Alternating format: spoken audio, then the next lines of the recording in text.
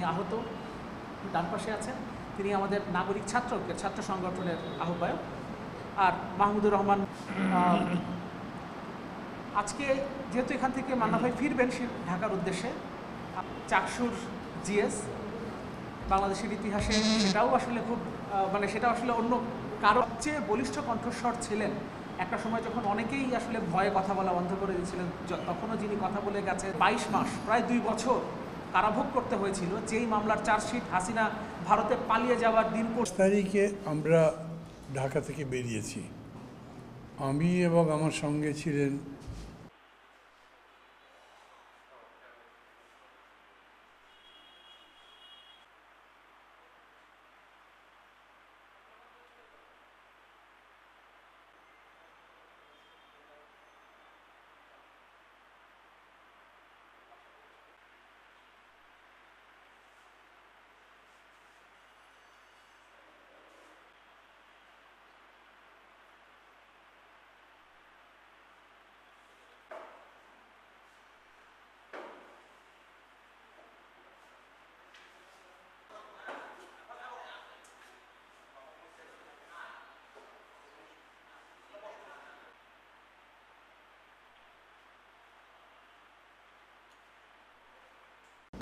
নির্বাচন কমিশন বার দুয়েক বলেছে পিআরের কোনো প্রভিশন কনস্টিটিউশনে নাই, এই পদ্ধতির নির্বাচন আমরা করতে পারবো না।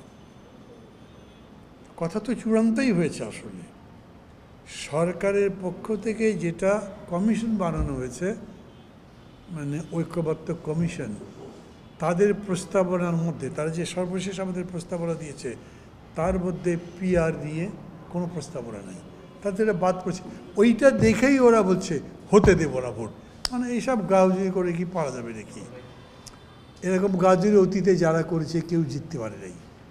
আর মানুষের সেন্টিমেন্টের বাইরে, মানুষের বুঝের বাইরে গিয়ে একটা কাজ করতে চাইলে তো হবে না। আমি মনে করি সিদ্ধান্তটা হওয়াই, তারপরেও কিন্তু আমি বলছি, আমি একটা যুক্তিতে জোর করে বলতে চাচ্ছি না। আমি আমার বন্ধুদের বলছি, তারা এর মধ্যে আন্দোলনের কর্মসূচি দিয়েছেন, একটা বিক্ষোভ দিচ্ছে। আমি বললাম, ভাই এতই বিক্ষুব্ধ হয়ে গেলেন যে আলোচনার টেবিল ছেড়ে চলে গেলেন। তা আমাকে বলে, ভাই আপনি তো কত বক্তৃতা করেছেন, আন্দোলন আলোচনা একসাথে চলতে পারে। আমি তো বলেছি, এখনও বলছি, যুদ্ধের ময়দানেও আলোচনা চলতে পারে, কিন্তু কীরকম করে চলে? যুদ্ধ করতে করতে আমরা ক্লান্ত, আমরা এখন শান্তি চাই। উভয় পক্ষ যুদ্ধ চলছে, বন্ধ করেনি, কিন্তু আলোচনা চলছে। দেখছেন না মধ্যপ্রাচ্যে হচ্ছে না? সেটা হতে পারে। আন্দোলনও এমন একটা পর্যায়ে গেছে যে মানুষের হতাহতের পরিমাণ বেড়ে গেছে। সরকারও মনে করছে কথা বলে সমাধান করি, বিরোধী দলও মনে করছে কথা বলে সমাধান করি, তখন বসা যেতে পারে। কিন্তু আপনারা একটা শান্তিপূর্ণ আলোচনার মধ্যে আছেন, হঠাৎ করে বেরিয়ে শুরু করে দিলে এইটা বানি না ওইটা বানি না, এটা তো আর একসাথে গেল না, একটার বিপরীতে গেল, বিরুদ্ধে গেল। সেই জন্য ওটাও যুক্তিতে টেকে না। সরি, শেষে একটা কথা বলি আমি, বাংলাদেশ কেন সারা পৃথিবীতে এরকম আছে, আপনি একজন মানুষটা ভেতরে কি যা দেখেন তাই সত্যি না। মানুষের পারসেপশনটা বড় কথা, রাজনীতিতে হয়ে যায়, সত্য নয়। মোহাম্মদ আলী জিন্নাহ আপাদমস্তক একজন সেকুলার লোক ছিলেন, মুসলিম লীগের প্রেসিডেন্ট ছিলেন। মহাত্মা গান্ধী একজন সাত্ত্বিক ব্রাহ্মণ ছিলেন, কিন্তু উনি ছিলেন ধর্মনিরপেক্ষ রাষ্ট্রনীতি। তা আমাদের দেশে এরকম হয়েছে, সবচাইতে বেশি যারা আল্লাহর আইন চায় তারাই আল্লাহকে 4-5 ভাগ করে ফেলছে। আপনি রাজনীতিতে আল্লাহকে আনবার দরকার কি? আল্লাহ কি পিয়ার চায় নাকি? আল্লাহর আইনের মধ্যে পিয়ার বলে কিছু আছে? তো এগুলো সত্যকে শাসন চাই, তাই পিয়ার চাই, এইসব বক্তৃতা না করা ভালো। এগুলো ধর্মটা কিন্তু সর্ববিবেচনায় মহৎ আশয়। এইটাকে আপনি বিতর্কের মধ্যে আনবেন। 5 জন ক্যান্ডিডেট, 5 জনে বলবে আমি আল্লাহর বান্দা, আমাকে ভোট দাও। তা আপনারা যারা ভোট দিলেন না 4 জনকে, একজনকে দেবেন, এটা তো আল্লাহর কথা মানা হলো না।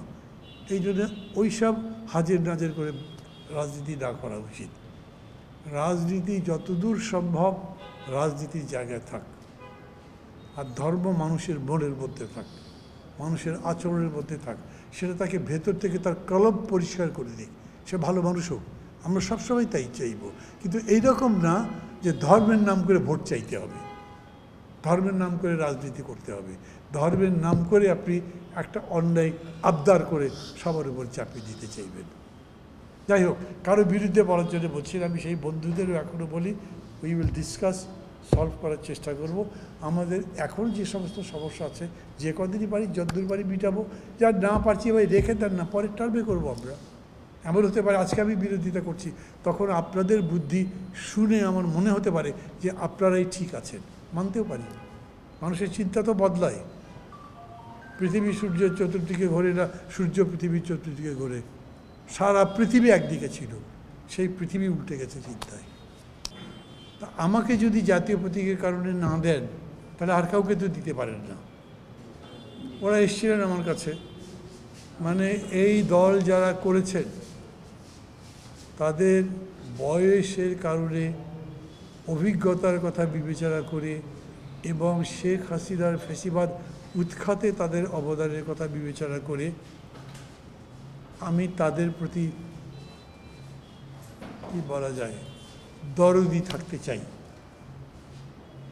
আমি এরকম পর্যন্ত তাদেরকে বলেছিলাম, যদি তোমাদের দিয়ে দেয় এরপরে বড়জোর আমি একটা অঙ্গীকার করতে পারি যে এরা মামলা করবো না, কিন্তু আমাকে যদি জিজ্ঞেস করতে আমি বলবো যে প্রাপ্য তো আমার, দ্যাট ইজ এ ফ্যাক্ট। এখন এই কথা বলতে আপনি এটা বললে ওরা কি দেবে, আমি তা তো তাদের ব্যাপার। আমি চাই, আমি এখনও মনে করি শাপলা প্রতীক হিসেবে সুন্দর। আমি যে প্রতীক পেয়েছি এটা এখন আমার মাঠে চলে গেছে, কিন্তু প্রতীক হিসাবে ওটা ভালো ছিল। কেউ যদি আমাকে বলে দুটোর মধ্যে চয়েস কোনটা, তো আমি তো শাপলার কথা বলবো, এখনও বলবো চয়েস ভালো। কিন্তু আমি মাঠে নেমে যখন গেছি তখন আমাকে রাজি আর একজন দিকে দেবেন। ইলেকশন কমিশন এটা খুবই বৈষম্যমূলক আচরণ করবে, সেই কথা আমি বলবই।